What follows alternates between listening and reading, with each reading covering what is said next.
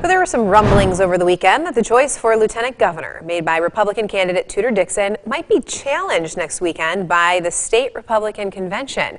Our Capitol correspondent Tim Skubic is here for you tonight with a look at who Shane Hernandez is and why some may not be happy with him on the ticket.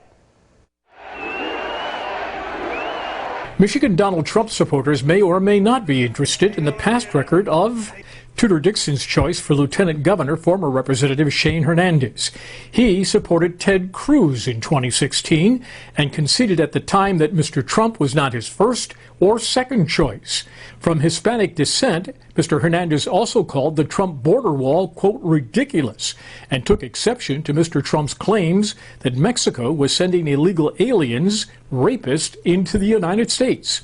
And Mr. Hernandez did not like the way that Mr. Trump insulted some persons. Could these past comments move Trump delegates to the state convention to question his nomination for lieutenant governor? Good question with no answer.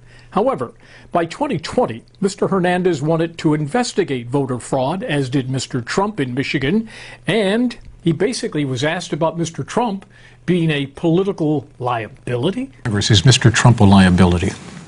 No, definitely not in the 10th Congressional District, and I don't think he is in Michigan either. Obviously, on one front, Ms. Dixon does not think her running mate has a Trump problem.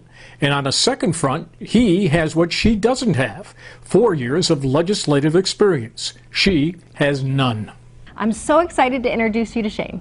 Thanks, Tudor. It's an honor to join your campaign. It appears, however, that he was not Ms. Dixon's first choice.